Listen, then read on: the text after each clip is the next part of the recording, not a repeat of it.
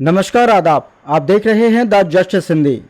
भारत की सियासत में एक बड़ा और ऐतिहासिक बदलाव दर्ज हुआ है। केरल में लेफ्ट डेमोक्रेटिक फ्रंट यानी एलडीएफ की हार के साथ ही देश की राजनीति एक नए दौर में प्रवेश कर चुकी है। साल 1977 के बाद पहली बार हुआ है जब भारत के किसी भी राज्य में वामपंथी दलों की सरकार नहीं बची है।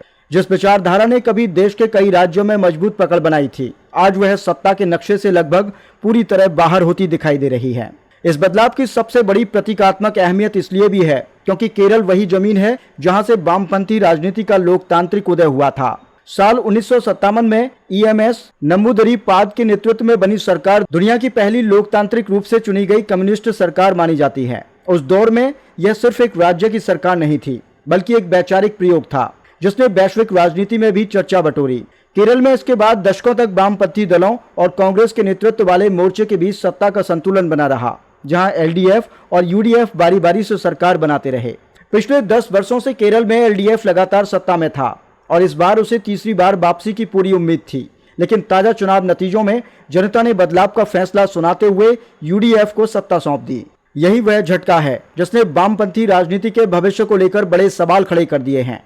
केरल को वामपंथ का आखिरी मजबूत गढ़ माना जाता था और अब इस गढ़ के ढहने के साथ देश में वामपंथी सरकारों का पूरी तरह अंत हो गया है। अगर भारत के राजनीतिक इतिहास पर नजर डालें तो एक समय ऐसा था जब वामपंथ सिर्फ केरल तक सीमित नहीं था। पश्चिम बंगाल और त्रिपुरा जैसे राज्यों में भी उसकी मजबूत पकड़ थी। पश्चिम बंगाल में 1977 से लेकर 2011 तक लगातार 34 वर्षों तक वाम दलों की सरकार रही, जो भारतीय लोकतंत्र के इतिहास में सबसे लंबा निर्वाचित शासन माना जाता है।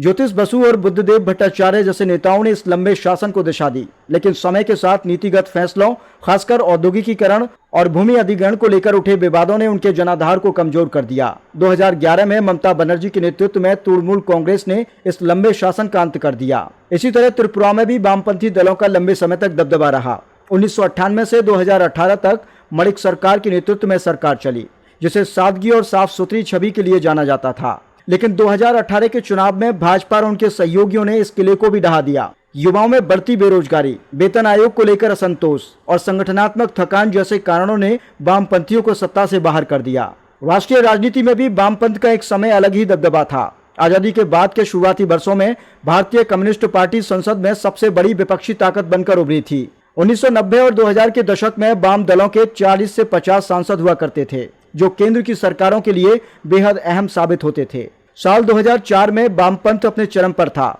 जब उसने 61 सीटें जीतकर कांग्रेस के नेतृत्व वाली यूपीए सरकार को बाहर से समर्थन दिया। उस दौर में कई बड़े आर्थिक और सामाजिक फैसलों पर वाम दलों का गहरा प्रभाव देखने को मिला। इतिहास का एक अहम मोड़ 1996 में भी आया था, जब ज्योतिष बसु को प्रधानमंत्री बनने का प्रस्ताव मिला था, लेकिन पार्टी के अंदर मतभेद के चलते उन्होंने यह पद स्वीकार नहीं किया। इसके बाद में खुद ज्योति बसु ने इसे ऐतिहासिक भूल बताया। कई राजनीतिक जानकार मानते हैं कि अगर उस समय यह फैसला अलग होता तो भारत की राजनीति में वामपंथ की भूमिका भी अलग हो सकती थी। अब सवाल उठता है कि आखिर वामपंथ की ताकत इस तरह क्यों कमजोर हुई।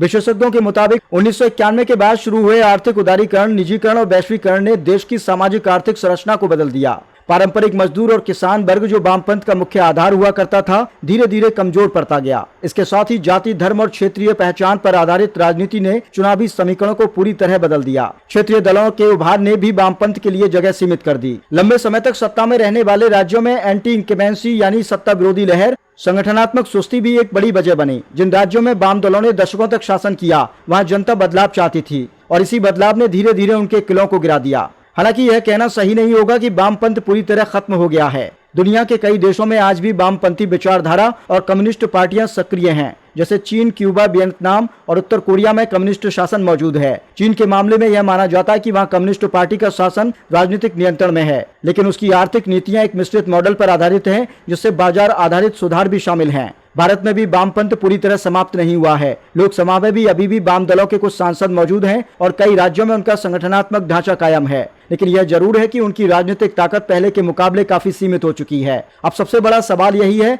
कि क्या वामपंथ वापसी कर पाएगा। केरल जैसे राज्य में इतिहास गवाह है कि वाम दल कई बार हार के बाद फिर सत्ता में लौटे हैं। ऐसे में यह देखना दिलचस्प होगा कि क्या यह गिरावट स्थायी साबित होती है या आने वाले वर्षों में वामपंथ एक नई रणनीति के साथ वापसी करता है। फिलहाल भारतीय राजनीति का एक बड़ा अध्याय बदल चुका है। एक ऐसा दौर जिसमें कभी वामपंथ का वर्चस्व हुआ करता था, अब इतिहास बनता नजर आ रहा है। लेकिन राजनीति में कुछ भी स्थायी नहीं होता और यही लोकतंत्र की सबसे बड़ी खासियत भी है।